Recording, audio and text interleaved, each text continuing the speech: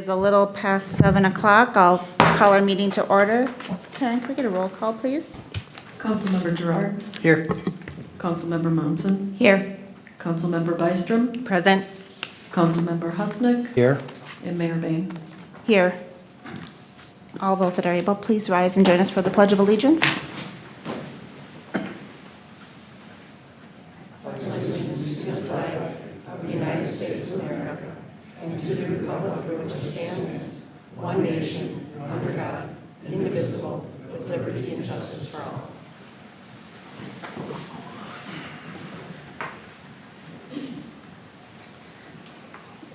Council, before you tonight, we have the agenda. I do have one suggested modification to the agenda, if you will allow me.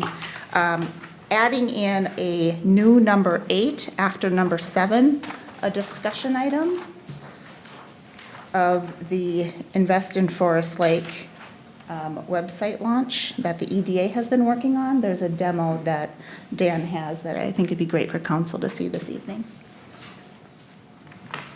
With that modification as a new number 8, I will entertain a motion to approve. So moved. Second. Motion and a second. All those in favor signal by saying aye. Aye. Aye. Oppose? Abstain? Motion carries. Next item on our agenda is open forum. And do we have anybody signed up for open forum this evening? Reminder, open forum is your time to give council your thoughts on any topic of your choosing. We ask that you limit your comments to 3 minutes.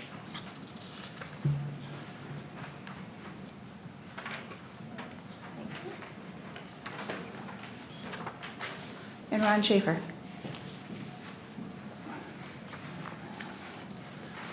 Welcome. Ron Schaefer, Forest Lake. Question I got is the pots that I see were delivered to these different places. Did that money come out of the city budget or was that a donation? Does anybody know? Because if it came out of the city budget, I'd be against it. All the money is spent in this city and nothing in the township, yet it's our money. The other thing I wanted to say, I heard a little quote, and I can't cite it exactly, but it was from Mark Twain. He said, "Congressmen are like diapers. Both need to be changed regularly and for the same reason." Now I'm wondering, did he mean that? Did he send down to governors, mayors, city council people? What do you think? I'd like to hear your answer. No answer. Okay, thank you. Thank you. Karen Moorhead. And Olivia. Welcome. Mayor City Council, Karen Moorhead, 943 Southeast 12th Avenue. And I have a friend today, my granddaughter Olivia, who may or may not have something to say later. I passed out some sheets, and as you can see, they're certainly not fancy spreadsheets. I'm just a local girl who likes to support local companies, and that's why I'm here again tonight. There has been some discussion on whether or not they're local because they are in Wyoming. And so my answer to that is they're in our school district. And being on the school board for all those years, I know that tax dollars for the school district are just as important. And the owner does live in Forest Lake, and they have been here for 55 years. So I think that gives them kind of an edge to be called local. But what I did the other 2 days, 2 afternoons, I wanted to do something just to show support, and I knew it was out there, but I wanted it to be a little more concrete than I can just say it all the time.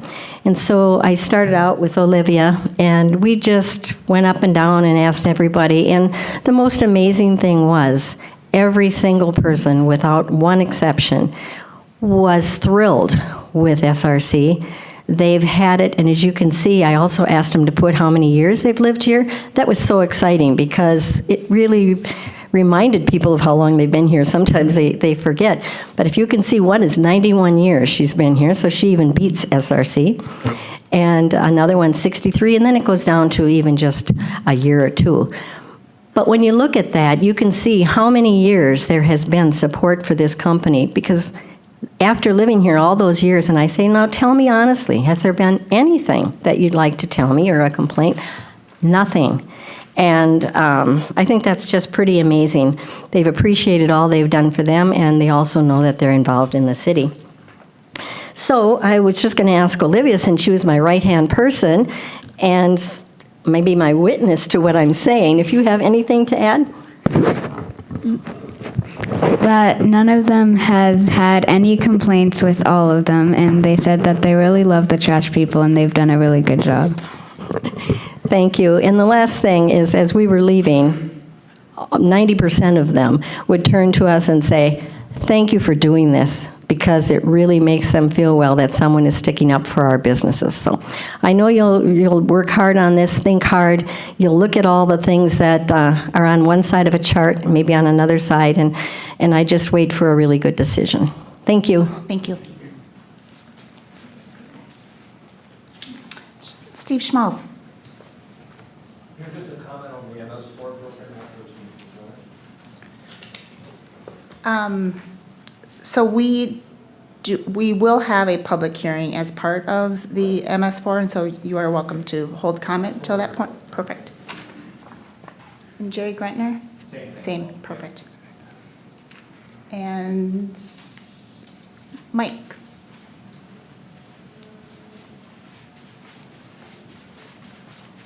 Welcome. Coons. Good evening, council members and everyone here, and people at home. My name is Michael Keene. I'm the SEL commander up at the American Legion. I just want to invite everyone here and welcome everyone to our city for next week's 4th of July celebration. We're going to kick it off Wednesday night. We'll have a bingo tent going. There'll be bands playing. Thursday's the 4th of July, so we'll have the big parade. Everything going on after that, then fireworks in the evening. Friday, Saturday, Sunday festivities up at the American Legion, and like I said, on the 4th of July at the beach. We shut down pretty much around 7 o'clock so people can go out to the beach and get their places ready to watch the fireworks, and then come on back for the rest of the evening or whatever. But anyway, that's what I'm here for, to invite everyone and have a good time, be responsible, and we've got police and fire and a lot of paramedics and stuff around town that are working extra hours for this event, and just behave. Thank you. Thank you for all your work. That ends tonight's open forum. Council, next item on the agenda is our consent agenda. I will entertain a motion to approve or any changes. I may make a motion to approve consent agenda items A through Q. C pulled, please, as I was not here. Thank you. Otherwise, I'll second. You approve the amended motion? I approve the amended motion, yes. We have a motion, Second. motion and a second. All those in favor signal by saying aye. Aye. Aye. Oppose? Abstain? Motion carries for items A, B, and D through Q. Madam Mayor, I made the motion that we approve the city council workshop minutes from June 17th. Is that the one that was in question? Correct. I'll second. We have a motion and a second. Any discussion? All those in favor signal by saying aye. Aye. Oppose? Abstain? Abstain. One abstention. Okay, moving on to our regular agenda item. First item is 7A, which is the MS4 annual meeting. I believe we have Tim Olson from Bolton and Mink to present. This is a public hearing, so we will go through initial comments. We will do initial questions of staff. We will do a public hearing, and then we'll have Tim come back up to wrap up with council. Sound okay? That sounds great to me. Go ahead and get started. Welcome. Thank you. Thank you, Council and Mayor. My name is Tim Olson. I work with Bolton and Menk. Dave Adams and I have worked on the MS4 program here in Forest Lake for 4 or 5 years now. And so this annual meeting here is really to discuss what happened last year. And I'll talk a little bit here more about what the annual meeting schedule will look like tonight.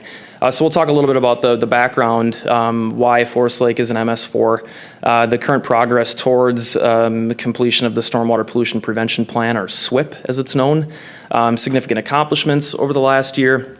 And then at the end, I'd like to talk a little bit about some of the new items that are coming in the future MS4 permits. So right now, it's been out for pre-public comment. and there are some things that have changed, so I want to talk briefly about those. That hasn't been approved by the state, so nothing's really set in stone as of yet, but we're expecting that new permit to come out in the next month or so. And so that's part of the 2019 program is to be able to reapply for future coverage. So MS4, for those of you that don't know, means Municipal Separate Storm Sewer System. And this was all really initiated by the Clean Water Act in 1972. The MPCA started to manage the MS4 permit in the state of Minnesota in 2002.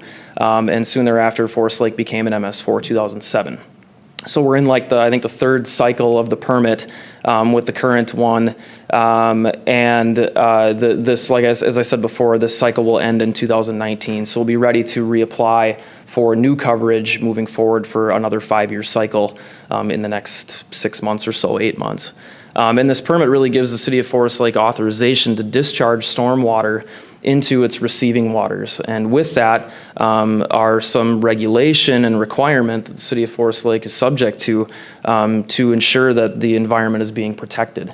And we do that through regulatory mechanisms or ordinances, education and outreach amongst the community and city staff, and then implementing projects and other water quality measures moving forward. So the City of Forest Lake can't really do this without the strong partnerships that are already here.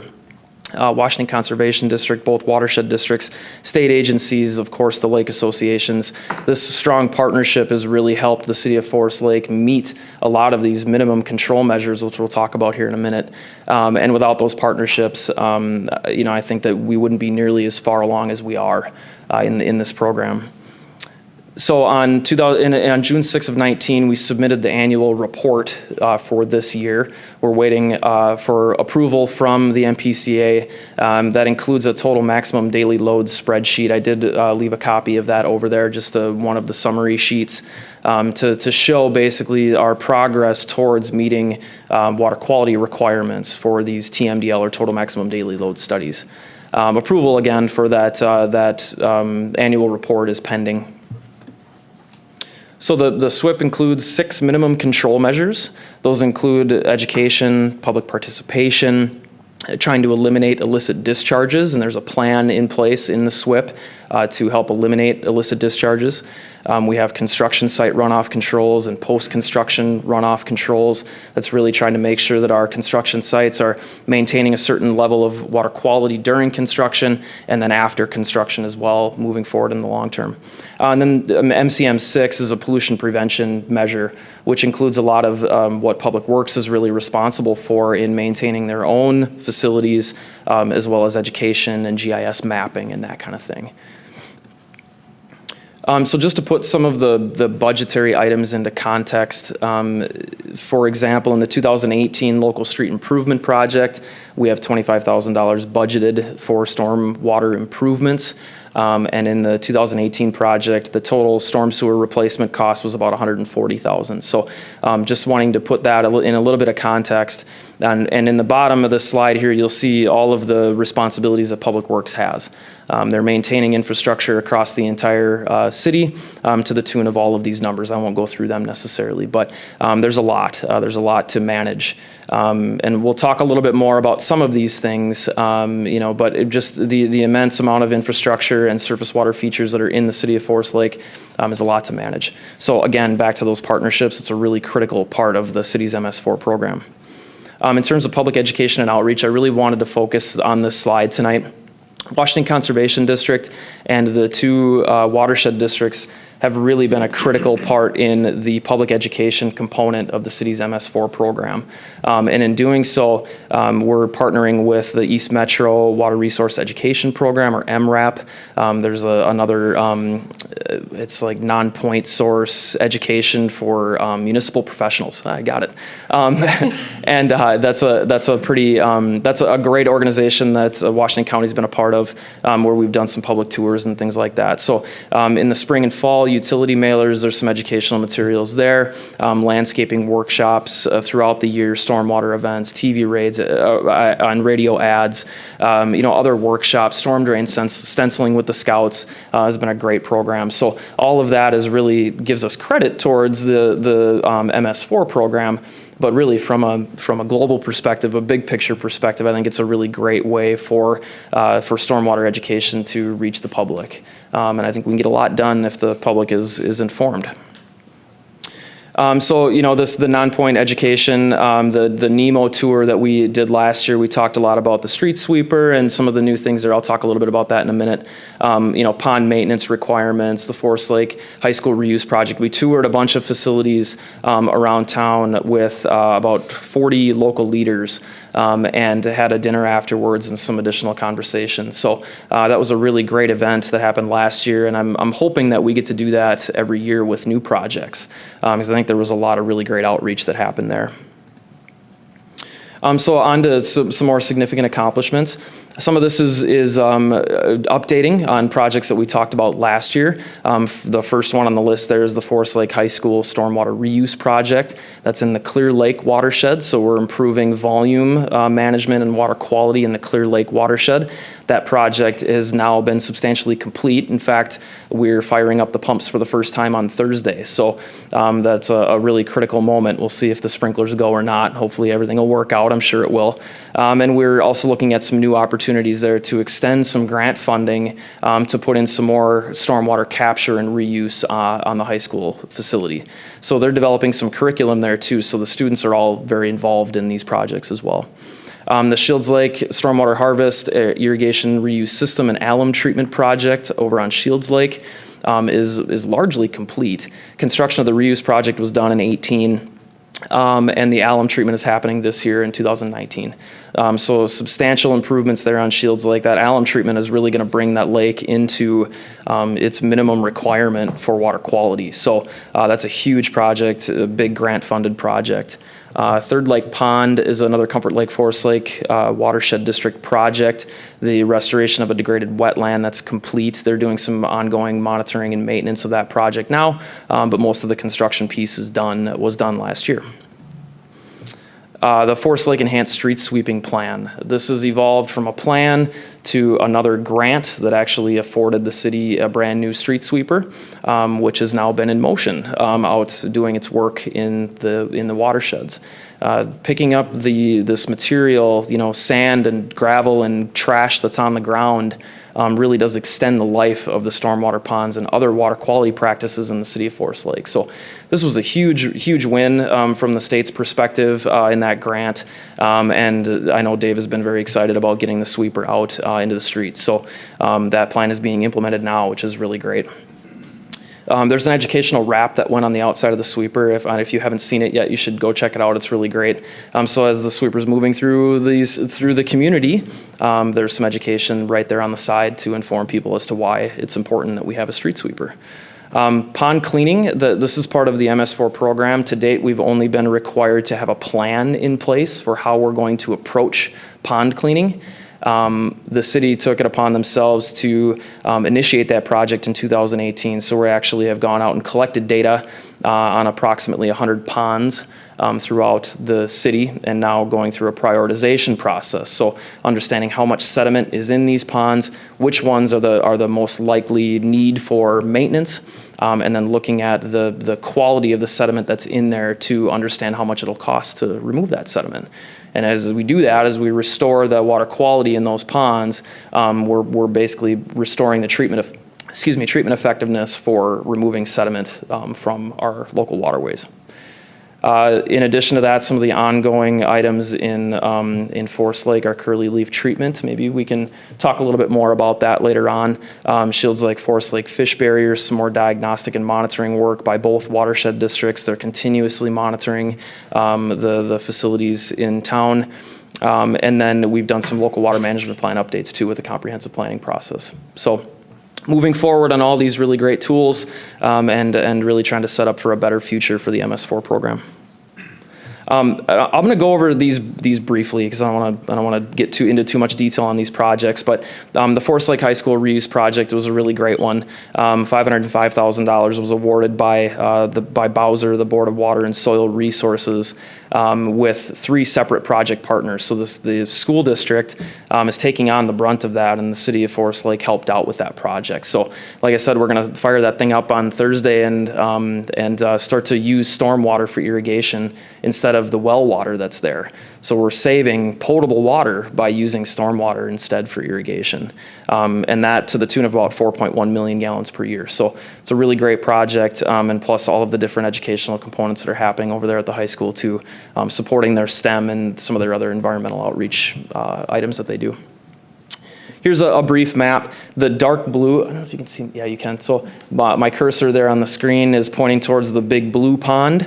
That's a new pond. The other ones were constructed as part of some additional improvements. We're gonna use that water then to irrigate the ball fields on campus. Here's just some pictures of some of the work that that's happened out there over the past year. The stormwater has to be pumped through a filter and then through a UV system, so that ultraviolet radiation is going to kill all of the bacteria that's in the stormwater, the potential bacteria. So we're trying to make it as safe as humanly possible for the students that are using the fields constantly. That's a kind of a Department of Health concern right now. No official guidance from them yet, but California is requiring this treatment, and we have been putting these systems in to make sure that everybody stays healthy. Some additional items there, like I talked about before, providing a cistern out by the greenhouse to do some stormwater capture and reuse there. We're also looking at the middle school and elementary schools as future projects, future phases to this whole system. I really have this vision for, the high school students, learning all of this great information about stormwater, but having that trickle all the way down through the ages. So as STEM programs progress all the way up from elementary through the high school, that we could use stormwater reuse as like an outdoor classroom. So we'll see how that goes. We did make an attempt to fund a project at the middle school, and unfortunately that one didn't work out this year, but we'll try again in future years for sure. So that was really looking at the Clear Lake watershed. If we look holistically at the entire city, the Enhanced Street Sweeping Project is probably one of the more exciting and most cost-effective water quality best management practices we have right now. And so that the street sweeper is hard at work, and the Comfort Lake Forest Lake Watershed District really helped us out identify some of the primary routes, the highest priority routes, areas where we have lots of tree canopy or high sediment loading, and really making sure that we target those more than once a year in some cases. So in 2018, the city purchased a street sweeper. That's what it looks like there on the bottom. I don't have an actual picture of the actual one with the wrap on it, but you should go check it out. It's really, really great. And then in 2018, that street sweeping began. Pond cleaning prioritization, this is another holistic approach. I sort of talked about this already. We went and assessed how much sediment is in our ponds, all 105 stormwater ponds that are in town right now, and then identifying future needs. So looking at, say, the top 10 or 15 highest priority basins, and then establishing some capital improvement costs for how those will be cleaned moving forward. The 2019 MS4 permit update. So I wanted to, again, talk a little bit more about the future of the MS4 and the direction that the EPA and MPCA are kind of pushing Minnesota.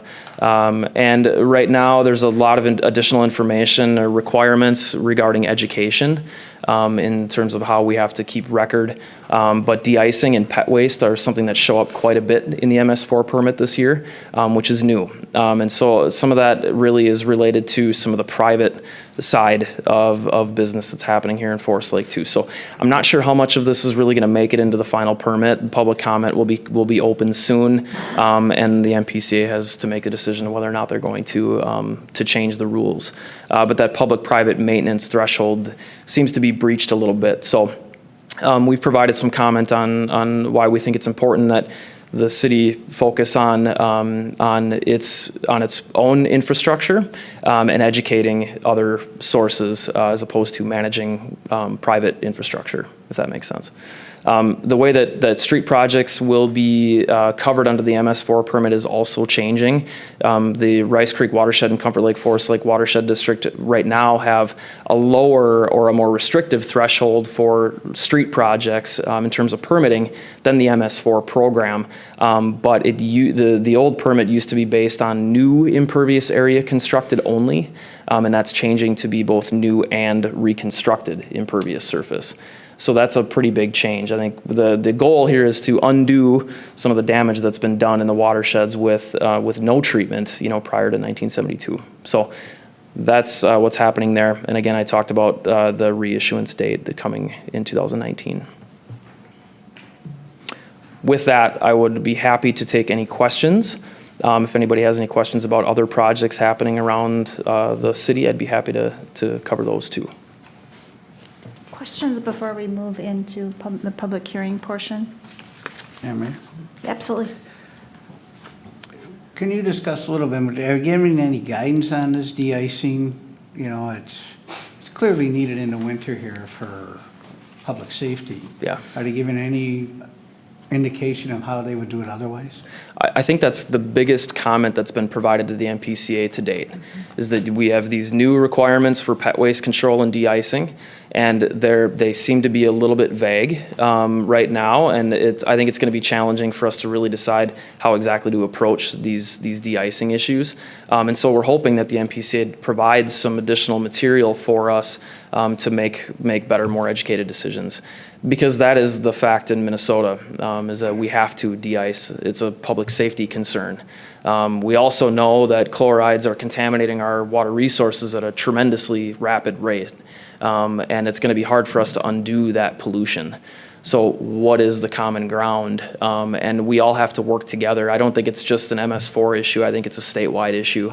And so I'm hoping that the MPCA provides some guidance, but right now we're sort of in limbo with the new permit in how they're going to approach de-icing, both public and private de-icing, and how we manage those systems. So right now, I honestly am not entirely sure, but I think the hope is that the MPCA will provide some guidance to us, maybe suggested ordinance revisions or other programs. I'm glad he brought that up. I'm glad Paul brought that up because, as a business owner, if you got a nice sidewalk and somebody slips and falls on your sidewalk, hell's going to pay, Same thing with our streets, and it's just the answer is I don't know if we're ever going to find an answer. Yeah. But it is adding to our lakes every single year, Right. and it does not go away. And, Right. So that's an important consideration. So thanks for bringing that up, Paul, and because something has to be done. Yeah. Some way to settle it out or something, I don't know. Other questions, comments? Can you define illicit discharges? Anything that's non-stormwater. Okay. Anything that's non-stormwater. So that could be oil being dumped into a catch basin, that could be a tanker spill, it could be even grass clippings is an illicit discharge. That's a non-stormwater introduction. Grass clippings is a really major issue, in fact, and the street sweeper helps with a lot of that. But the grass clippings that end up in the street just translate to pure phosphorus in our receiving waters. Mm-hmm. So algal blooms, invasive species production, all that kind of stuff. So grass clippings is one thing that's really difficult to control, but is definitely an illicit discharge. There's where the education part of that has to kick in because folks, when they cut their grass, there's no reason to blow it on the street. There just Yeah. isn't. Yeah. And of course, the street sweeper is a big deal, but they can't be there every day either. Yeah. Those utility mailers are a great place to put that education. Sure. Because most people are going to open up that utility bill and see what's there. And I think that most people would be surprised that those grass clippings should not be in the street. So, yeah, I agree. Yeah. Is that work that we have planned? I don't know if that's a Dave question or it's just some education around that. It was in last fall's mailer and then this spring again too. Okay. So we'll continue to do it every spring and fall with mailers of different topics and Okay. articles, yeah. Because I pay online, so I don't get anything in the mail. So just some thoughts about maybe social media, potentially, as another source of communication around that. Yeah. Yeah, in fact, we've had some great conversations with Comfort Lake Forest Lake Watershed on, having the sweeper have its own Twitter account so that the street sweeper is actually posting these things. It should. Really cool way, right? It's a really cool way to pump education out there in a really fun way. So, It's just one thing we're kicking around, but there's a lot of freedom and flexibility in the education program. And so right now the City of Forest Lake relies very heavily on the partnerships for the education component. But there are just some very small things that you can do to really make that outreach that much more powerful. So, yeah. Thank you for the partnerships. It's great to see the work that's been done with the school district and certainly with the lake associations as well. Previous council had some conversation around pond cleaning, and we saw some update, and it's great to see that, progress and that inventory being done. Any previews of council on what we should expect to see as part of the 2019 or 2020 budget season as we start thinking about budget? Sorry, didn't mean to cut you off. That's just wondering kind of what's next and just want to make sure that council has that on radar as we're starting to set those budgets. And The most challenging component of estimating costs to remove sediment from the pond is the quality of the sediment itself. And so the MPCA has 3 different management categories. The first management category, you can use that material in residential fill. It's pretty clean stuff. The second is more industrial use only, no residential fill. And then the third has to be landfilled. And the cost between those 3 stages is pretty substantial. And so if we discover level 3 contamination in these ponds and that material has to be landfilled, then that's a different budget. So Dave and I are working together now to identify what those costs are going to be. We have pond sampling scheduled for the top, 10 or 11 ponds. So we'll know exactly what's in those. And we could do 2 next year. It could be 1 next year. It could be saving our pennies and doing 1 in 2 years. It's really hard to know right now without that quality data. And so that's in the mix. That'll be happening this summer. That's budgeted for this summer. So once we know that, then we'll have budgets. Yep. it's great. Any further questions of council? I'm going to have you stand by and maybe have a few wrap-up questions after. This is a public hearing tonight. If anybody would like to speak on this issue, I would come on up. And we'll open the public hearing now. Madam Mayor and council members, Jerry Grutner. I live at 9444 Jewel Lane North, Forest Lake, for 31 years. I'm also the president of the Forest Lake Lake Association, and I'm here representing the Lake Association regarding MS4. First of all, I want to thank Dave and Tim and the rest of Bolton Mink for all the work they're doing in regards to MS4. As you know, most of the storm sewer in Forest Lake ultimately ends up in Forest Lake. And so from a lake standpoint, it is a significant concern for us, for our 400 members and the 1,000 residents that live on the lake. For those that have lived around here for a number of years, Forest Lake, the lake itself, is still the namesake of the city, so it is our largest natural asset that we have, and we need to always continue to think about how do we protect it. And I think most of us do, but I think financial constraints always get into the way sometimes of doing what may take shorter or longer, but that's the way it is. One of the things, I'd like to ask a couple questions regarding the 2018 MS4, and then I do have one question regarding 2019, even though we're not talking 2019, but maybe you can help me on that. I guess, when I went out to the city's website and looked at some of the financial information regarding MS4, what I saw there was that in 2018, the expenditure on MS4 was $589,593. And with a original budget amount of $491,000, $491,350. I guess, and I'm not expecting it to be answered tonight, but I would like to have it sent to me as to, I saw one number up here today of $140,000 for storm sewer linear projects as far as expenditures, but I'm trying to understand where the other $450,000 was spent in 2018. And I'm sure it was spent reasonably, but you don't have any visibility to it. And, the budget that the city has every year for MS4 remains about the same. It's in that 450,000, or 550,000, I think it is. 537,000 plus or minus revenue. So there's a significant, that's not going to change significantly. So we have limitations as to what we're spending our money on. So I would be interested to understand, where are we spending the money where we did it in 2018. And I know there's a number of accounts in your budget, but I wasn't able to track through that very clearly here for 18. So I guess I'd like to get that ultimately sent to me, and then ultimately, I can pass it on to any of our members that are asking about it also. I do think it's great that we're starting to do the pond assessment. I think that's a tremendous asset that we have to figure out what's going on there. But I think we have to also think beyond that. And so I would ask that as you're doing your strategic planning and you asked the question, what about 2020? Well, we're already through 2019 already, halfway through it, right? And so it goes by very quickly. So I think it's important that we have a little bit longer term vision for this process.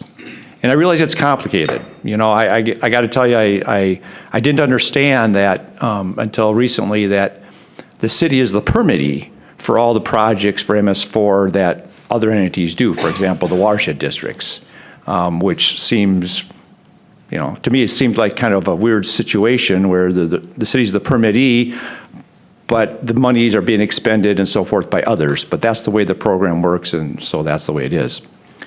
So if you could get that pulled together, I'd appreciate that. Regarding 2019, it appears that you have a budget of $770,000 for MS4. And we're currently right now almost through the middle of the year. I think it would be very beneficial for the public, at Lake Association and other people in the city to understand kind of a little more vision and the transparency of where the $770,000 is going to be spent in 2019. I would hope by now we kind of have a plan of where we're going to spend the money and what we're intending to get done. I realize there's always some changes to that, but I would hope that we can plan some months in advance to know what we're doing before the end of the year to spend the $770,000. So if that could be also presented to us, I would appreciate that also, and we'd like to take a look at that in more detail. And then the last thing I'd like to ask is the city's longer-term plans of how do you continue to fund the MS4 program when your revenue is not really going to change much year to year, but yet the needs of MS4 continues to increase, and you've jumped up to $770,000 in 2019, which is a deficit of revenue of $230,000 or $220,000. Well, that's a tough line item to have in your budget, right? I get it. So there needs to be some other thoughts here as we go forward. What are we going to do longer term between revenue and expenditures on MS4? You can't keep kicking the can down the road. We're doing as much as we can, I understand that, but maybe we have to be more creative. Maybe there's more grants. Maybe there's more partnerships with the watershed districts that you work together in some sort of cost sharing on things or whatever. I don't know what the answers are, but I would ask the council and city staff to consider looking at alternatives to find ways to increase the revenue budget for MS4 as we go forward. So that's all I really had to say. Thank you. Thank you very much.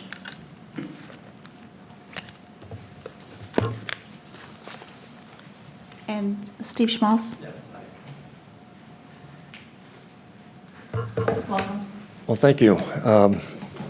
Madam President, council members, my name is Steve Schmaltz. I live at 22736 Hayward Avenue, and my wife and I have lived there since 2002. But I'm not here as a private citizen. I'm here actually as a member of the Comfort Lake Forest Lake Watershed District, one of your strongest partners. And we take a keen interest in this program, as you know. And we also kind of following your lead by having one of your people represent you at our meetings I'll be the representative for our watershed district at your meetings that relate to topics on water quality and that. So I'm looking forward to working more closely with you and with the city. So I'm looking forward to that. And as you heard, 770,000 is a big number. This MS4 program is really getting to be significant dollars with a significant opportunity to make a major change in contributions. And as you've seen from Tim's presentation, over the last several years, 4 or 5 years, we've made really some good progress. We've got a lot of good in-ground programs, which made a significant impact on use of improving water quality and also in saving groundwater. Last year, we got the street sweeping program, which is probably the most efficient way you could spend your money to improve water quality. And now, this year, we're tackling pond maintenance, which is the next thing in line as far as efficiency in terms of improving water quality. So those are all great programs. And as I said before, we've been a proud partner of the city on this program for a number of years. But, you know, we feel we could be a more effective partner, and it probably would result in even you getting more grant money from us on projects if we had more information from you. And this is about the 5th or 6th, maybe even 7th year I've been at this meeting. And every year, we ask for 2 things. We ask, first of all, to get a better involvement in your capital improvement planning and programs. I think you're going to spend $3.3 million next year. As Jerry mentioned, I'm sure some thought's been given to that already, how that's going to be spent this year. You have to work pretty hard to spend that kind of money in 1 year. And you probably have a pretty good idea what you're going to be doing next year and the following year. But for some reason, we are always on the outside. If we know what you're thinking and where you're going to work, we can't improve water quality unless the ground is disturbed. So once the ground is disturbed, we have a chance to go in there and make some changes. Otherwise, it's too expensive to do it. You just can't do it by itself. You got to have some other reason for disturbing the ground. That provides an open window for us and for you to improve water quality. So if we know what areas you're going to look at, we can look at this ahead of time, brainstorm, and come up with suggestions on what possible water quality projects might be developed together. And if that works out, then you've got more grant money. But if I drive by, like I do so many times during the year, and see a new culvert pipe laying on the side of the street, guess what? I know you're going to be replacing that culvert in 2 days, but that doesn't give us a lot of time to figure out what the water quality opportunities in that area would be if we had more time to look at that. So that's a pretty simple example, but I think you can see it makes sense. If we can't be involved, we're both missing opportunities and the public's missing the opportunity also. The second thing we'd like to have, you've got 1,000 culverts endings, as you saw in that presentation. We've been asking for where they're located and also the different dimensions of how high they are. They need this for modeling. If we had that, we could do much better modeling a lot easier. And that may cost some money, but we're willing to help put up some money to help get those readings. So those are 2 things that we've requested in the past, and I think Mr. Casey joined us in January, we had a chance to talk with him, and I think we even mentioned that request at that time. So again, we would really like to get more closely involved with you. And we just received, we're doing our 10-year management plan over, which is a big project, and that'll be done next year. And we had asked for input from the city, and we got that June 20th, and I had a chance to read through that, and some really good suggestions were made, and which will result in some meaningful dialogue between the 2 groups, and things will get advanced as a result of that. And so I think we're going to submit some formal suggestions also on the MS4 program this year. We haven't done that in the past, but I think we're going to have a couple suggestions that we're going to write up and send in as part of the program. So again, we want to thank you for working with us. I think the program, I've been looking at this program since 2007, and it's starting to accelerate, and we're getting more money, and we're getting more and better results. So it can only get better if we work together more closely. So thank you. Thank you.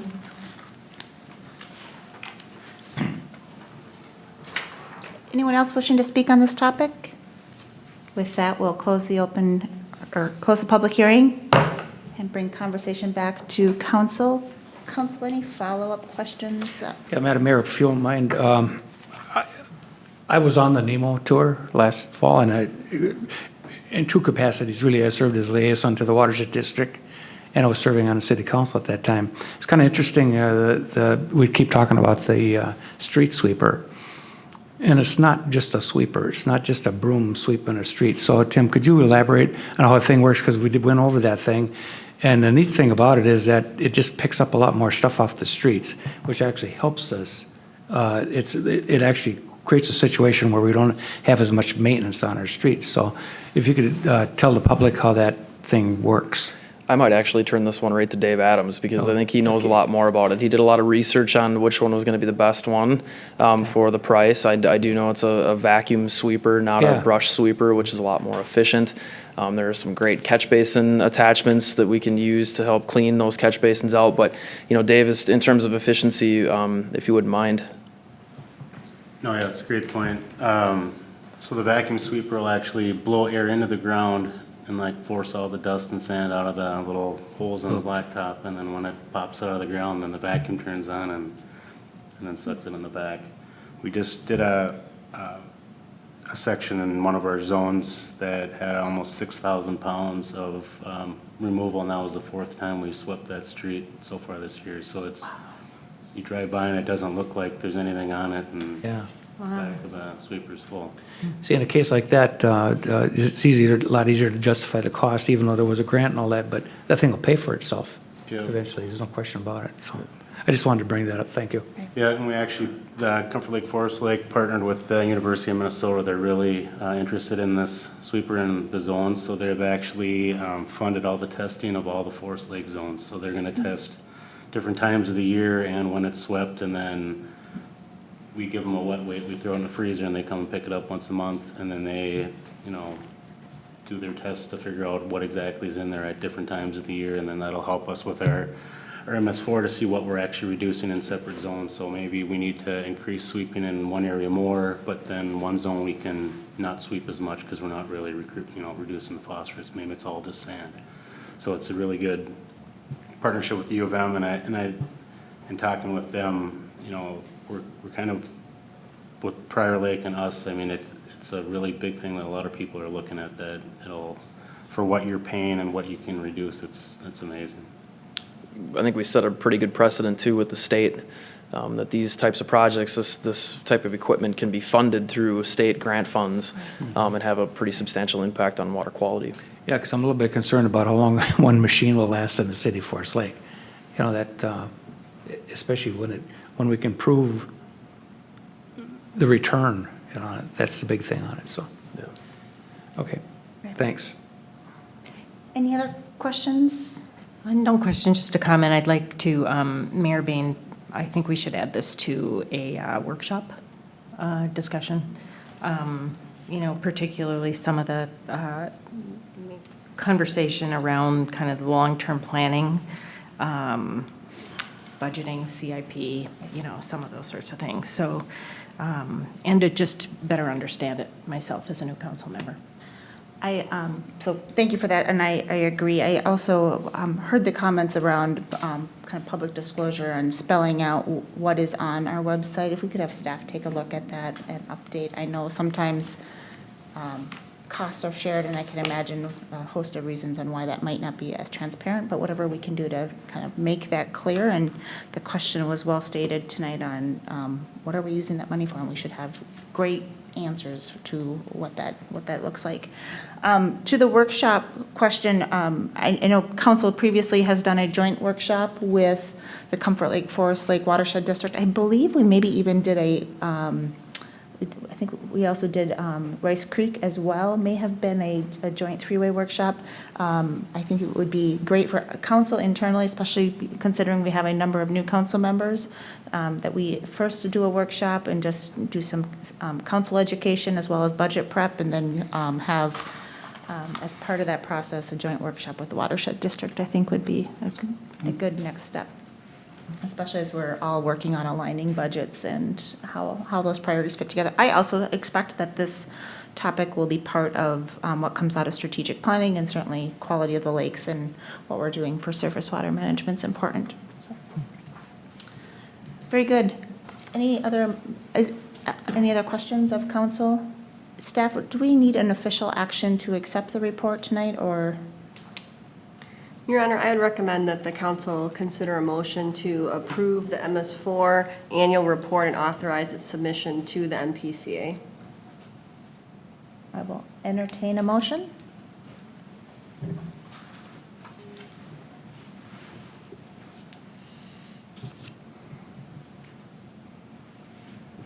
I'd make a motion, but I can't remember exactly how Bridget so eloquently That's why stated we're all it. so quiet. As stated by Bridget. To approve the MS4 application or report Report, and submittal to MPCA. MPCA. Thank you. I'll second it. Motion and a second. Any further discussion? All those in favor signal by saying aye. Aye. Oppose? Abstain? Motion carries. Thank you so much. Thank you.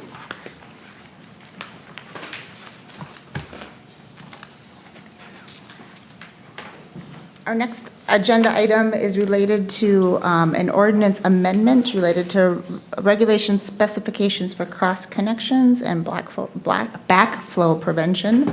Dave, I believe you're taking us through this one? Good evening, Mayor and Council. I believe you remember in April, we had a workshop about cross-connection and backflow prevention, and we were sent to come back with an ordinance and kind of a plan going forward for, what we're gonna do with this, to be compliant. So, for you tonight, the City of Forest Lake is, responsible for keeping the drinking water safe. It's our responsibility to keep contaminants and pollution out of our drinking water. And one of the most crucial ways is the eliminating or control of cross connections between potable water and other environment. So the ordinance tonight is designed to define these requirements that not only commercial but residential also properties shall adhere to in order to keep our drinking water safe. Not only does the City of Forest Lake want to keep the drinking water safe, but we also need to be compliant with the Department of Health, Safe Water Drinking Act, and fulfill requirements of the plumbing code, the Minnesota Plumbing Code. So attached is the proposed ordinance. It was put together by myself and Chad Payman of the Building Department to make sure it covered the requirements that he needs in his profession, and it was also reviewed by Bridget to make sure that everything was accounted for and correct. So I'd be happy to answer any questions.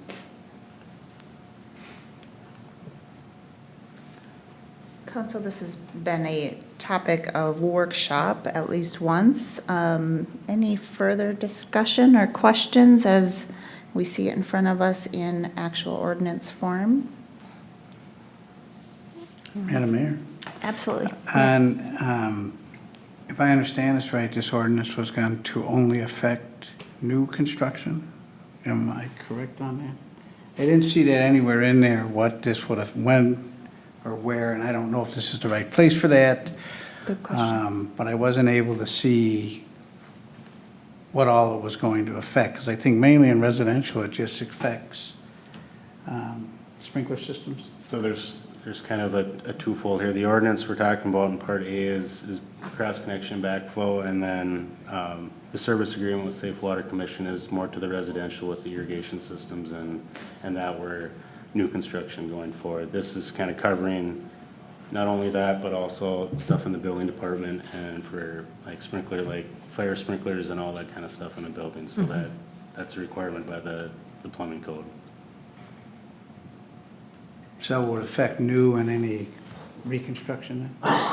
Am I understanding that correctly? I don't know, Chad, you may be able to answer that better. Is that on a reconstruction of a building? Does it fall under this ordinance as well?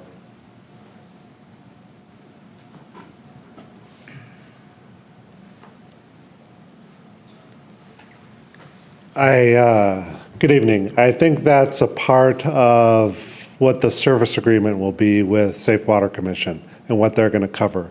I think initially they're going to just work on new construction stuff and identify the existing devices that we have. So it won't be necessarily to go backwards from a period in time. It will simply do new construction initially. But the ordinance will take care of all devices. So eventually we can go backward and get devices that are already existing. While you're here, can you, in between, and maybe it's you and Dave, walk through, and I know teed up next on the next item on this agenda is to talk about Safe Water Commission, but process, it's helpful to address it now as part of the ordinance. So so we are sending to Safe Water Commission all new building permits. Is that how the process is intended to work? And then that's their data source, or how's that going to work for kind of? I believe in the building permits now, they will get a part of that packet will be that, you know, if you're installing a backflow device, you will need to register with Safe Water Commission. As part of our agreement, we will try to go back to that January 23rd of 2016, try to find those devices from that point on, that with the plumbing code and the state of Minnesota started requiring that change. Are we sharing that information with Safe Water Commission, or is it the responsibility of the homeowner to do that? It will be the responsibility of the homeowner initially to state that. However, Safe Water Commission will go out and do the research and find the devices from January 2016 forward. Okay. Thank you. I recall we had a very lengthy discussion about this, you know, relative to, you know, kind of surprises around some of this, information folks might be receiving, and the importance of a good communication plan around this, just to kind of get ahead of it. Have we done anything in that regard? Do we have anything formally in place? I know I've been speaking with Dan, and Dan has come up with a pretty good communication strategy. Safe Water Commission as well kind of lays out a 6-month deal where it's not, okay, we just approved this and tomorrow we're going to start going out and finding, you know, backflows and starting finding people and sending them nasty grams that you're not, you know, legal. So I think ourselves in the city and with Safe Water Commission, I mean, they don't want to come and be the bad person. I mean, they're really a third party for us to handle all this paperwork and all this, you know, data keeping. So I mean, they don't want to come in as the bad person either. So I think it's... Yeah, they're not the enforcers. Exactly. At the end of the day, we are still the enforcers. They can send the reminders and the please do this, but at the end of the day, the city still would have the authority, or the only ones with the authority to deal with a penalty or anything to force somebody to do that. So I think Dan has shared a couple things with me earlier that, you know, I think we have a pretty good strategy going ahead. Yeah, if you cut me, I can give you just a brief overview. So I met with David, talked to him just kind of briefly about, you know, a communications plan for this, and the intent of it would basically build a single web page where we have a warehouse of all the information goes, similar to what Richfield did. Richfield has a page on their website where they kind of warehouse all of their backflow prevention information. So everything in our communication strategy, when I designed, everything goes back to this page. So that way we're not having to create the copy in multiple locations. So once we have everything there, we'll start then the outreach portion of it. The intent would be the utility bill that goes out to all residents. They'd have a notice in there saying backflow prevention, new ordinance. Kind of the content, as we start to draft the actual posts that go out, the social media posts, the web card posts for our website, it's gonna be more on how can you help protect the drinking water supply versus here's a new regulation, now get in compliance with it. So trying to do that education piece first, kind of leading with the fact that you're taking a little bit of responsibility to protect the city's water supply. That type of angle is kind of the essence of the communication outreach. And then again, take the information that the Safe Water Commission has, and then that's going to be the basis for that website information. But web page, number one. Number two, a web card, which will be on the homepage of the website. So when you go to the homepage, you'll know exactly, you know, have a new kind of snippet of that information that's top of the first thing you see when you get to the website. We'll include it in our weekly email notice that goes out. So we'll start kicking that out the week of July 22nd. So we'll do 22nd to 29th and kind of keep that in as filler information. So we'll kind of just, again, keep hitting that up in the weekly email notice. We'll do social media posts as well. Those will be a lot of that content. It's like, how can you help protect drinking water supply? And we'll start scheduling those posts for the week of July 15th. all of that will hit about the same time the utility bill is scheduled to go out, so we'll kind of make sure this all schedules, and we'll kind of hit it all front at one time. And again, all of that will link back at this point to the website. So between now and the middle of July, we'll get that web page built, get the information, make sure it's current, make sure it's, you know, approachable, easy to understand, and we'll get it all processed and get this communication plan launched about the same time everything else goes. So we do have a plan in place to get this out to residents. Yeah, this looks great. Thank you.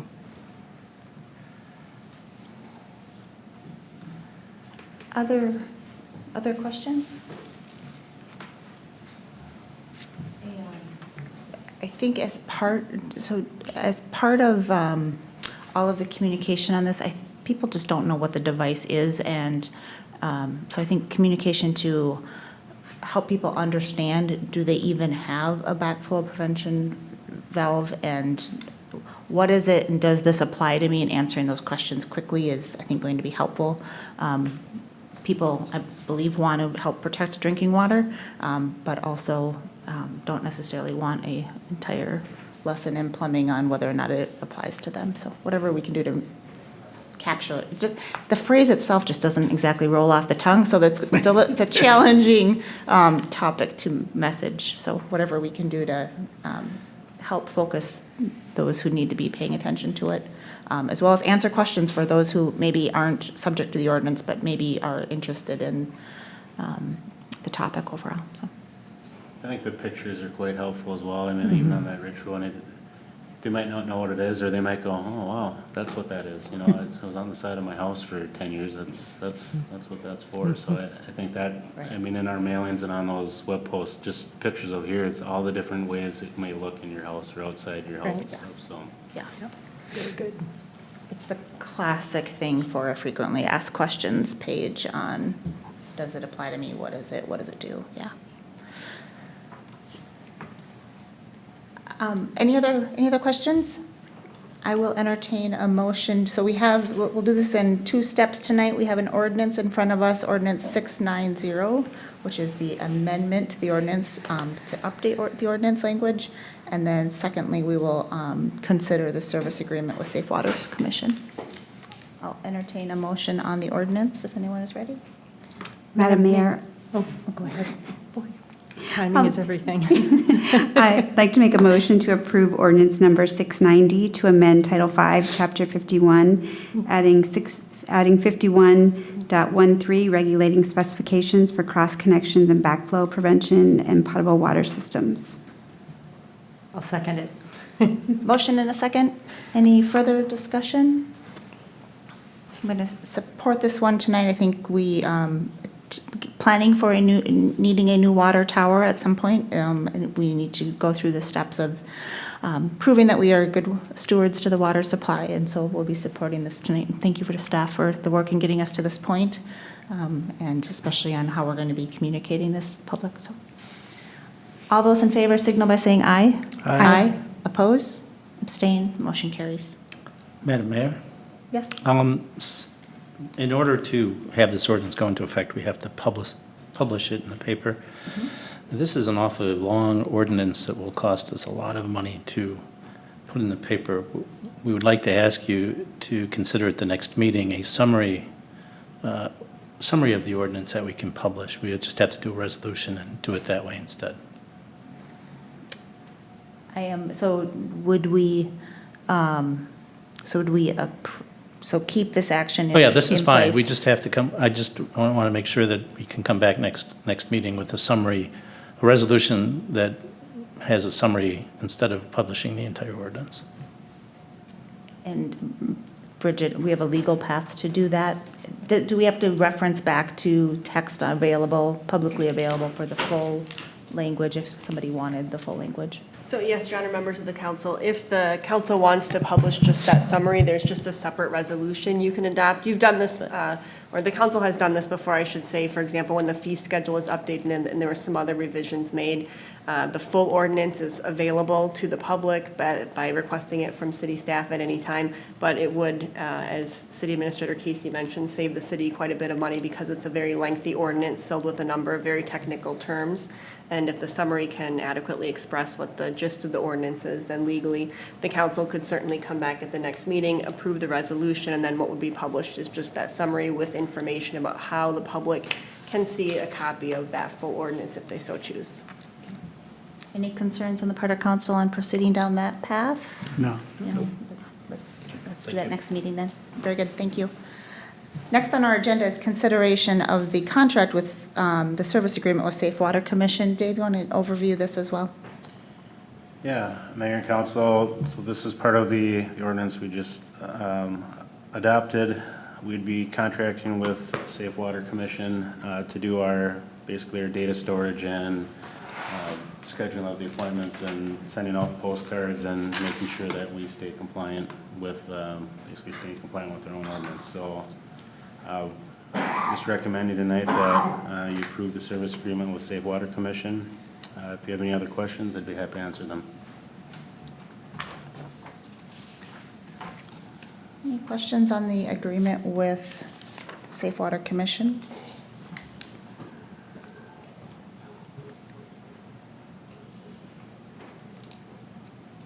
Hearing none, I will entertain a motion.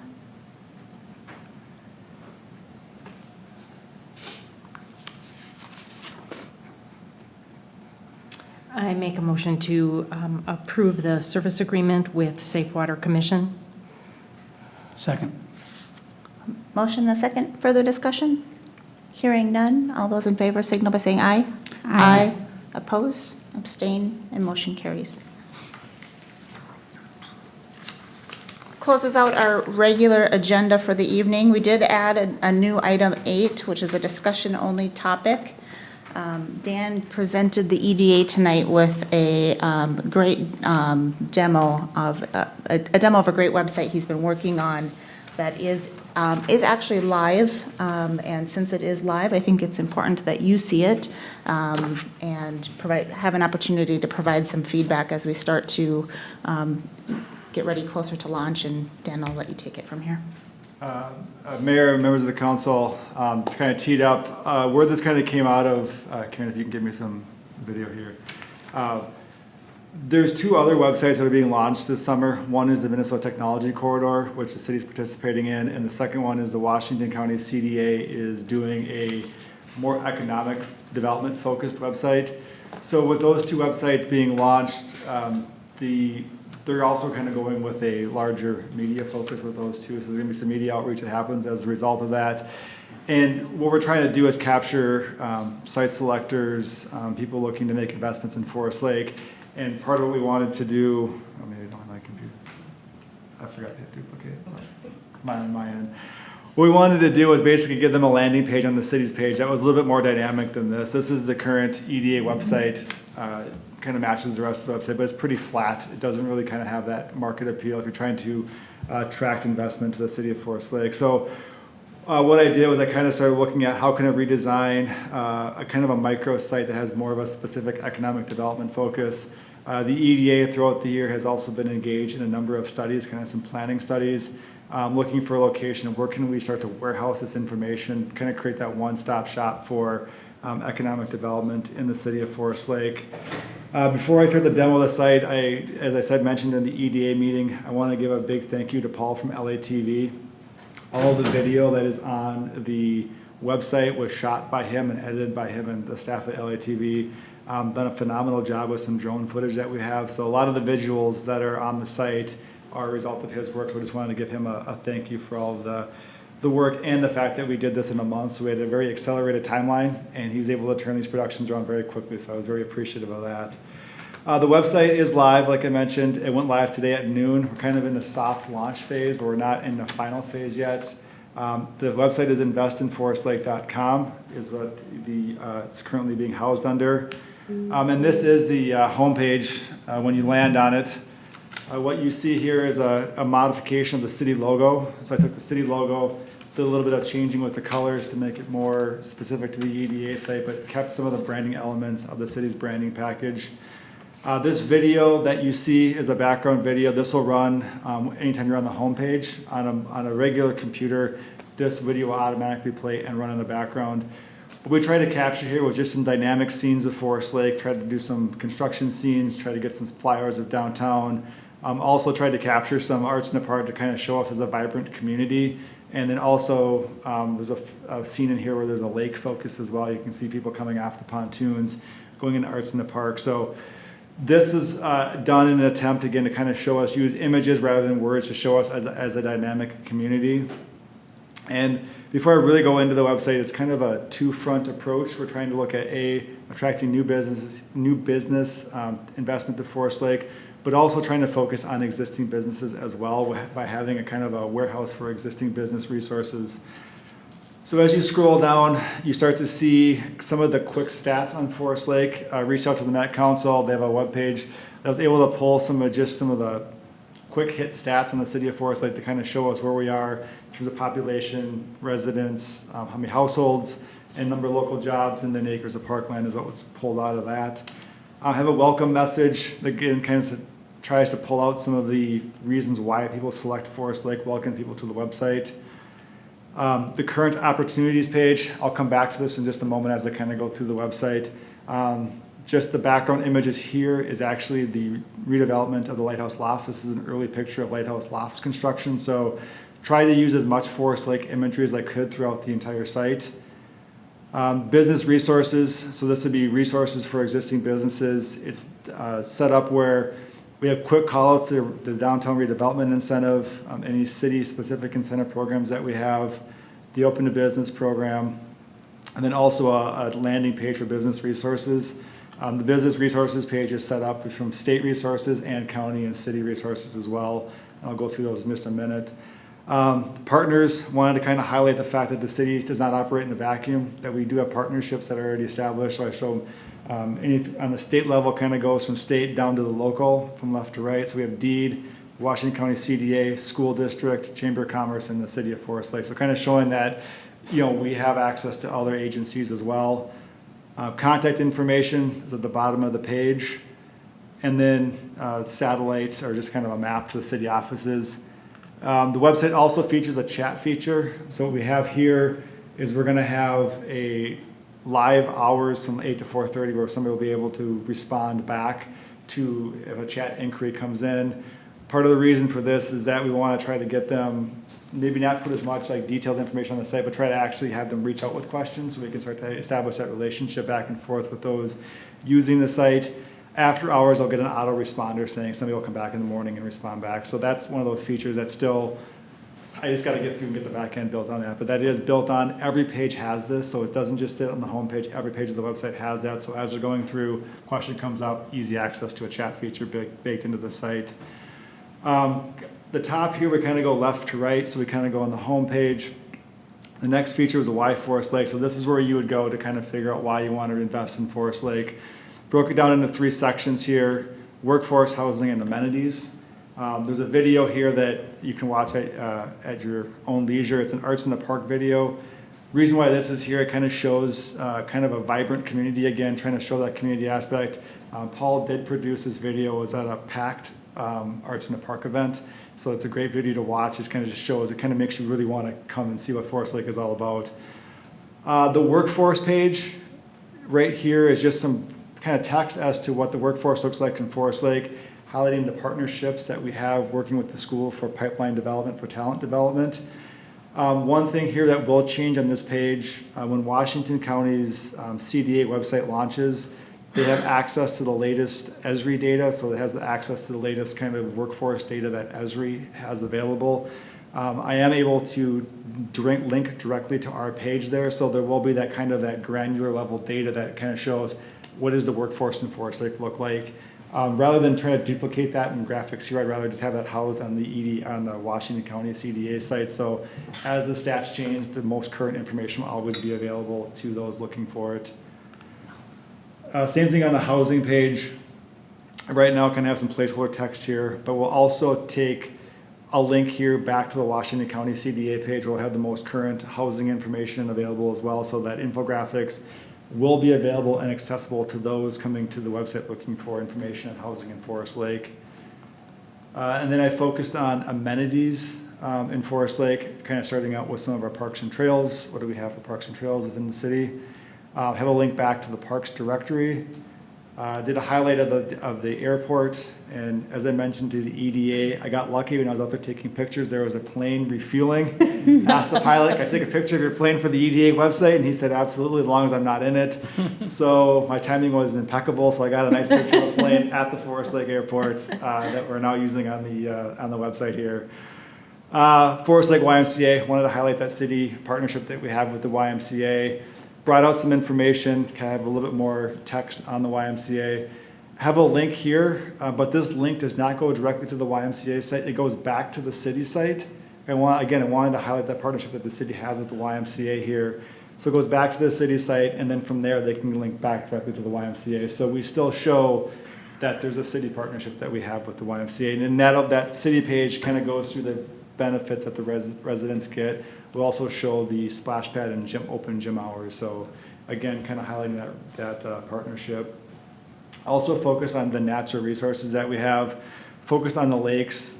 Did a little bit of call out to the wintertime use, snowmobile trails, cross-country ski trails as well.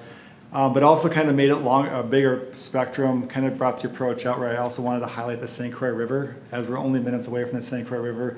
Somebody looking at this from outside of the region might not know that we're that close to 200 miles of the St. Croix Riverway. Wanted to bring that to their attention. I've also met or had conversations with municipalities between here and the river, and they're trying to work on their own kind of more tourist kind of day trip type activities. And I said, as those projects go forward, I told them to be willing to take and put links out to their websites as well. So again, trying to build this up as, we're kind of the gateway into that recreational area.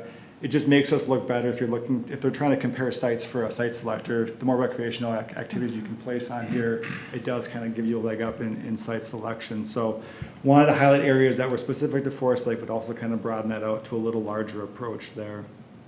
The current opportunities page. This is actually housed on the home page, but we do have a link back to it here. This will actually show the two main city-owned parcels that we're trying to market right now. One is the Headwaters 123 acres. This site is included in the technology corridor. This is one of the premier sites that the technology corridor is advertising. So we have on the home page here just kind of the very high-level bullet points to the Headwaters 123 acres. Also the Airport Business Park, wanted to call it the Airport Business Park as well. And then other commercial listings. So I had to come up with an idea. How do you kind of create a current listing of other commercial listings without having to click on the fact that we don't want to manage our own individual list? So I was able to get a MinCar link here. This is as close as I can get, but it does kind of show on the regional area what is available within Forest Lake. So if somebody's looking for something specific outside of what we have city-owned, they can go here and get the commercial listings that we have. This MinCar listing will update automatically. They maintain the list. It does update. So from the time I actually put this link on there, these sites have changed over a couple of times. So they do keep this list current. So we do have ways to show other properties that are available within the city of Forest Lake. When you click down here on the Headwaters 123, you're taken to the subpage for the Headwaters 123. Here you have a site briefing. It's a little bit more detailed than what's on the homepage, but again, not trying to hit them with just all sorts of information. Just kind of give them that next level of detail. We do have more detailed information that will be laid out here in the site documents section. So here's where everything that we have related to the site will be housed. We have a flyover video, which I'll show you in a second. We have some marketing sheets that were created for this that I can send out to site selectors. There's currently a phase 1 environmental that's being performed for the site and a wetland delineation. When those two projects are completed, we'll put those on here so a site selector can go in and get that more detailed information very easily and very accessible. On the left-hand side here is some images of the site. The background image is actually a ground level image of the site. You also have a map and then an overview shot of the 123 acres. This is the flyover video that Paul shot with his drone, which turned out extremely well. I told him today on the phone, I think he picked the best day to fly his drone and get this video. It's a great, very calm day. And what it shows here is just trying to show, so like a site selector from, say, New York, California, somebody from completely outside the area can kind of get a visual of what the site looks like, kind of get a lay of the land, so to speak, and shows, not only the parcel of land, but what will come up here in just a second is kind of its relation to the city of Forest Lake.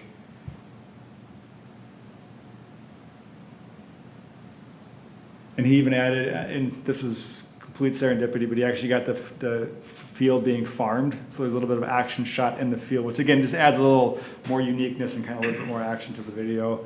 But here you kind of see its relation back to the city of Forest Lake. You see the residential homes out there in the distance. You see the YMCA, the apartments there, the airport up on the top of the shot there, the government center. Again, the intent here is site selectors can take a look at this and say, get some familiarity with the site. So if they're making site selection, decisions, they can kind of get a better feel for what they're looking at when they come here and make the on-the-ground visit. Then, as it pans out here, you'll see Highway 61 over there in the distance. Right now, we do have definitely the most information on the headwaters. This was kind of the main driver. If I click over here to the Airport Business Park, this one's a little bit more placeholder at this point. I have talked to Paul. I asked him if he could do another kind of aerial shot, kind of the same video for the Airport Business Park. He's going to get that shot once weather conditions allow for it. And we'll get kind of the same kind of model here, just some site briefing and some additional site documents. On the resources side, kind of wanted to show state resources and city-county resources that we have available. Most of the state resources came from a list that Chris Eng from Washington County CDA provided to me. These are housed in a database that we have tied to the website, so updating them is very easy to do. We can go through one database, make a couple of text changes. It automatically will change on the website, so there's not having that. Keeping this thing evergreen is going to be a lot easier to do with the way this is set up.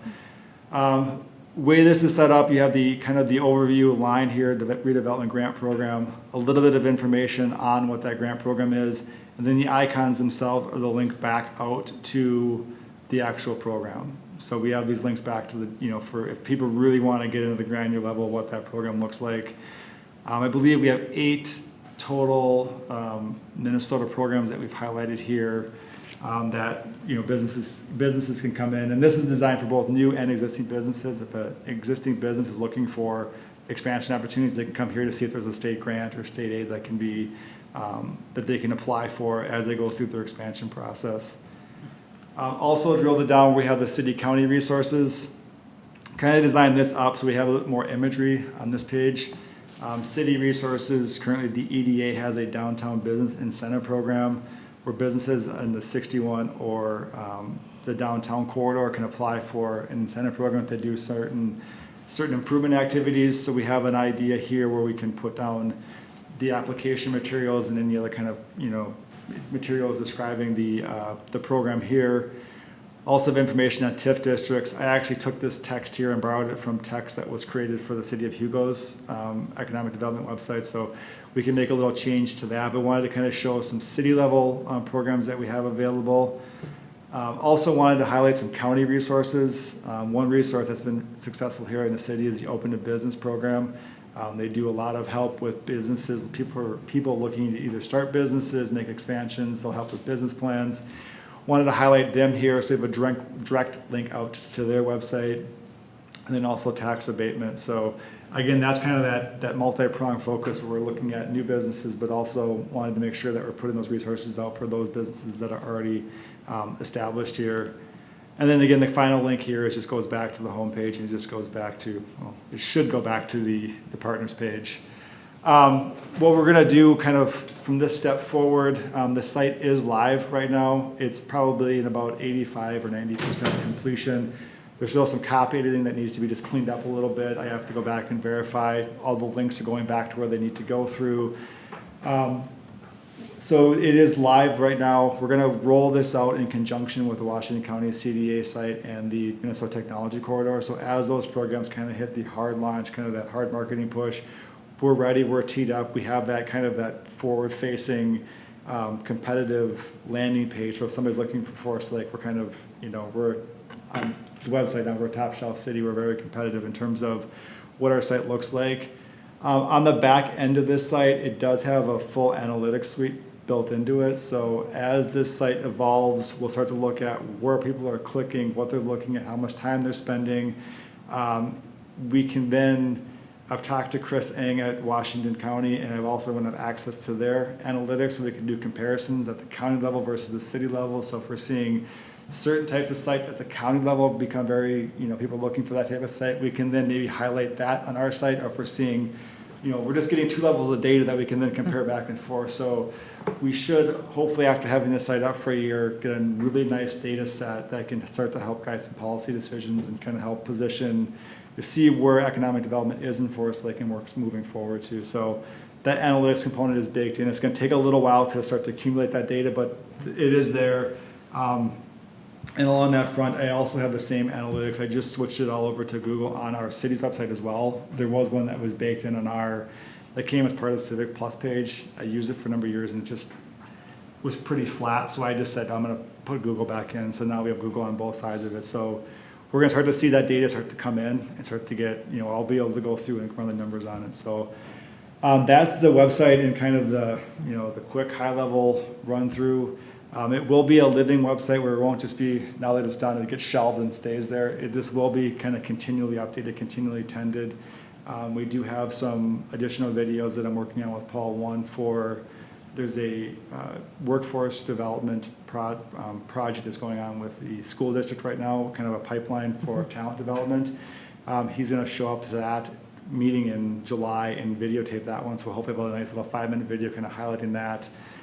We really want to kind of drive this site with images rather than a lot of text. And then, hopefully, at the end of the day, we're going to show ourselves as more competitive in the economic development front by kind of having this, craftily or just kind of more streamlined designed page versus our existing static website. So that's investinforestlake.com. So as you kind of go through it and take your time reviewing it, if there's any comments, anything I missed, feel free to reach out. I'm happy to take any feedback that happens.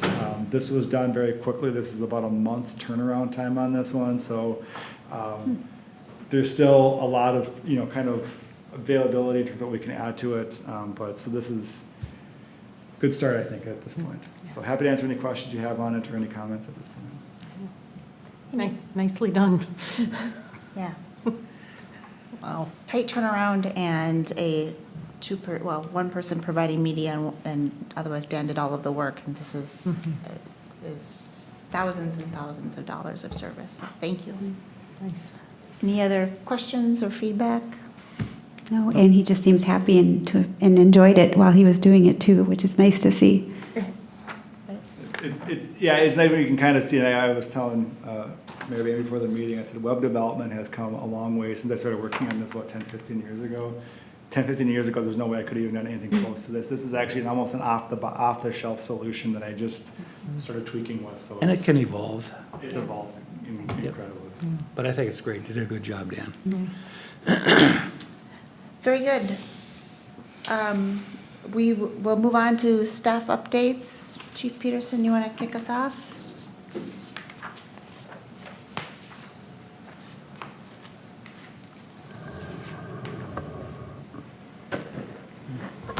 I just have a couple of items for you. Of course, this is horrible timing. We just saw how great Forest Lake is, and I'm going to say, there's a little slight uptick on calls for service for the police department, but nothing alarming. It's just the usual summer days, better weather, so some of those things are happening. Marketing hat. Yeah, I know, just horrible. But anyways, I just wanted to give you a heads up. We've been getting calls for placing the speed trailer. Mayor, you mentioned that you had a couple people mention that on Highway 61. We'll get that there. Councilmember Bystrom, you mentioned some residents that had some concerns about some extra patrol they wanted, so we have that on our list as well. And also just want to let you know that we are working on some code enforcement, and we're working with Donovan, our officers are, in regards to some residents that are calling in on some code enforcement issues that they wanted to notify us of. And lastly, on a happy note, the police department had 12 police officers and police personnel participate in the Special Olympics Law Enforcement Torch Run that took place last Friday. And so we raised just over $500 from our department and personnel alone for Special Olympics, and we ran the torch. We grabbed it on the northern border of the Forest Lake at 240th from Wyoming Police Department. We ran it down 61 to 180th and handed it off to Washington County Sheriff's Office there. So the torch run on our leg starts up in Canada and then ends up in St. Paul. So that was exciting. It's always a fun event for us to participate in. But other than that, things are going well. And if you have any questions for me, I am here to answer them for you. Any questions for Chief? All set for next week? Yes, we are. Yep. We have been working with Dave at Public Works and Al with the fire department and parks and so many other staff that put in a lot of hours to pull off the July 4th event. But yes, it's going well. Planning is going well. Good. Thank you. All right, thanks. Chad, anything for us this evening? Very good. Chief I Newman? had two updates. This Thursday, June 27th, we have our joint fire board meeting that starts at 7 o'clock here at the city center. And then an update on the Jensen Avenue cleanup. We're out on Sunday with the Good Samaritan group for our property cleanup, and I just wanted to thank them for coming out. They did a great job. Filled 2.5 roll-off dumpsters with debris. They did a great job. Weather held out. That's great. Thanks. Thank you. Any questions for Chief Newman this evening? All right, Dan? No other updates unless you have questions for me. Very good. Welcome our new finance director, Sandy. Yay! First day. Okay, we're excited to have you on board. Welcome. I'm excited to be here as well. Any updates this evening? Any questions? Thank you for being here. Welcome. Yeah, welcome. Yeah. You're coming at a good time, right before budget season. Karen? Mayor, I had financial disclosure statements for all of you, so if you haven't turned that in, just turn it in to me. And usually that happens in the beginning of the year, but with the gap of the deputy clerks, it's coming to you now. And then also I'm looking for information on the local appeals, Board of Local Appeals training. And I think you are certified for that. And so if somebody else can get certified in that, if I could pass information when I get it. I don't know, I think just one is a requirement, but if we could have a couple, that would be great. So I will be finding information to pass on to you. They don't have information posted yet for training. It's coming in July.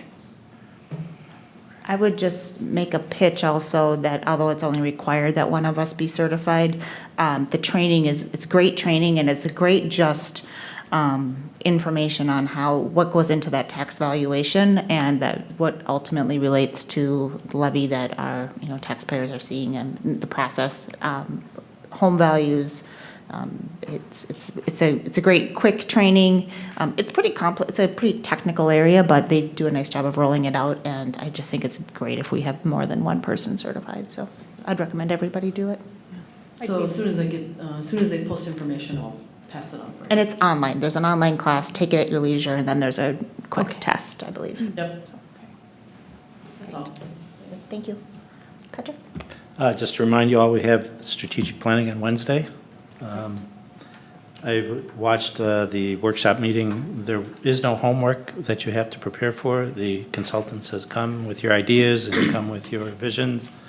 And the only thing you might want to have a list of is those people that you want to contact to invite to the two meetings.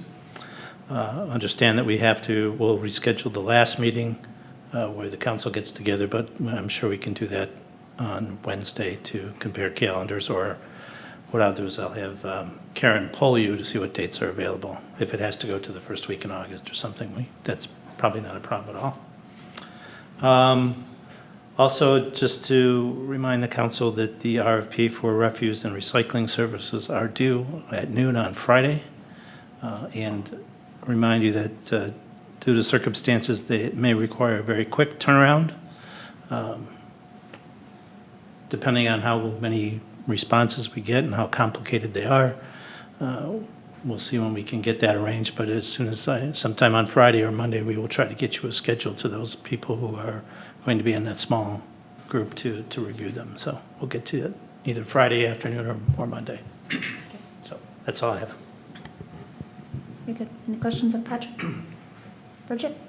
Thank you, Mayor, members of the council. One brief update. I will be attending the League of Minnesota Cities annual conference and city attorney legislative update this week up in Duluth. So I'll get a lot of information about any legislative changes that occurred this session that may impact the city and work with staff as needed on those. Thank you. Thank you. Dave? A couple quick updates. The road project the state aid project is going along well. I think they're planning on doing the mill and overlay next week, milling the road down and paving that back in. The local mill and overlay out by Third Lake is starting this week as well. So a lot of those Iverson, Gennaro, that area is all getting reconstructed. Just to circle back to the MS4 presentation, after the gentlemen were talking about the transparency in the budgets, I was just writing down on my piece of paper of stuff, so I think a lot of it's just how accounting works, and then the actual stuff coming in and stuff going out that, I'm more than happy to sit down with them and explain stuff out, but I think a lot of it just, the way we have to do stuff for financials just doesn't look like how it really is coming out. But I would definitely have not an issue this year talking to them after we set the budget or we go through it, so. Perfect. That's all I have in it. Very good. Anybody, anything for Dave? I heard a little bit of feedback on EDA on it's weed season, median cleanup. In particular, there's some of the median areas in downtown are looking a little full. We're working our way on mulching. We got up through the Broadway and Lake Circle. Now we're working our way down Broadway, so. Perfect. We'll tackle it as we get to it. Very good. If you need resources, let us know. Councilmember Gerard? I have no real update, except I had a great vacation. That's why I have no update. That is a great update, as summer should be. Councilmember Munson? I attended the Forest Lake Area Athletic Association meeting last week. They shared, they gave their scholarships, and I can't remember if it was 3 or 5 they gave this year, but one thing that they did mention that was a little bit concerning was the number of scholarships applications they're receiving is down significantly. Wow. And so that was really interesting to me, considering, those of us who have kids soon to be entering college. So that was really interesting. It sounded like Al was going to do some follow-up discussions to find out why that is. But it seems to be down. I attended and I saw Councilmember Bystrom and Gerard there as well at the Lake Association fundraiser at Vanelli's this past Saturday. And it was I would say, huge success. I mean, I haven't seen that many people gather unless it's an Arts in the Park night, and we have a lot of people who like ribs apparently in this town because they were sold out, or they were out in like 25 minutes. Wow. So, yeah, and then the only other thing that I have is hearing follow-up from the workshop from last week, a lot of mixed feedback on the Tobacco 21 conversation, both for and against, so hopefully people will continue to contact us and let us know their thoughts. So. That's good. Very good. Councilmember Bystrom? I just wanted to thank Jamie for attending the Senior Center membership luncheon on my behalf. I know that was proved to be a busy week for all of us, and so I appreciate her stepping in. Also, just a thanks to Chief Peterson and his team for their responsiveness to the speeding and safety concerns. I don't think I had the email out and I had a response back in about, 10 seconds, and so I appreciated that very much. The Rib Fest was great, and it sounds as though there's interest in having it be the first of many. Oh, good. And some interest in some major expansions, so stay tuned about that, because I'm sure it's going to kind of affect that Lakeside Park area. Parks, Trails, and Lakes was canceled and rescheduled to July 2nd, so that's going to kind of cover June, July. No meeting on July 16th, which is our usual day. But just to kind of start mentioning that the Belts Park Open House is on July 18th, so get that on your calendars. And then just to acknowledge the citizen communication on the refuse recycling contract and the Tobacco 21 issues. And currently working on my strategic planning community input session list. I have about 15 confirmed so far, and probably another 15 to 20 that I'm waiting to hear back from. So we'll bring that list hopefully complete on Wednesday. When is, maybe this is a question for Dave as well, when is the playground equipment for Lakeside complete? What is the plan for that? I do not know when the final surfing said. Jamie would have that exact. I know they were in there today working on the actual playground structures. I think once that's in, then it's 2 to 3 days after that they put the surfacing in. So I believe it was sometime this week that they were planning on being wrapped up, weather dependent, of course. I think that's what pushed it back a few days again. Right. Hopefully by the 4th of July still? That's the plan. That's the plan, okay. The kids are excited. Yeah, Yes. that'd be nice to have that done. Climb over the fence. Yes. Yeah, that's right. Yeah. Councilmember Huston? Thank you. I attended the EDA meeting this evening, and what I want to say about that, the highlight certainly was the video that, or the website that Dan worked on. It was fabulous. So certainly this thing's moving forward with the EDA. I went very happy about. Other than that, the only other thing that I've been doing is fielding comments both pro and con about the Tobacco 21 thing. So, and it's been kind of an even split on that. And even still, I still want to hear from, the vendors and that kind of thing. So that's all I have for tonight. Agreed. A couple of quick updates that haven't already been covered. EDA meeting tonight, we did also talk and explore a sewer capacity study, and just a big thank you to Washington County and the CDA board that continues to come to the table to help us with those grant studies. Not everyone, I think everyone hears that we're doing a lot of studies, and it sounds expensive, but the great news is we've got a great grant partner in Washington County for those. So we gave staff direction to kind of outline a study. We heard a proposal today what that might look like. Overall, considering sewer capacity for downtown, recognizing we have a number of development opportunities, and making sure that we are positioned long-term based on different development scenarios to meet sewer needs. And then that will be on top of the studies that are currently happening at the city's 123 acres at Headwater and the environmental study and the wetland study. So it's great to have that partnership outlook, and thanks to the EDA and staff for making those things happen. I took a tour today of Lighthouse Lofts, and it was great to see final incompletion with 2nd Avenue done. I know that there's some wrap up as we get closer to closing out all of the work that has to happen post-project related to the TIF district, but it was great to see that a successful project. Also, they are just about at capacity. They are kind of converting their show unit into a rental unit. When that happens here in the next couple of weeks, they will be 100% at capacity. So great to hear some of the resident feedback as well.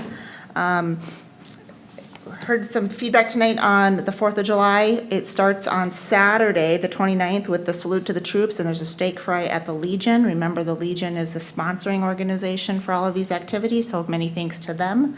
There is a 1860s rules baseball game, old-time baseball game at Schumacher on Sunday at 1 o'clock, and then the 4th of July traditional activities start on the 3rd. And want to thank all of our staff for all of their hard work on making that event, the Legion for their partnership and leadership in that event, and wish everyone a fantastic 4th of July. Safe 4th of July. Behave yourselves. And with that, I will entertain a motion to adjourn. So moved. Second. Motion and a second. All those in favor signal by saying aye. Aye. Oppose? And we're adjourned.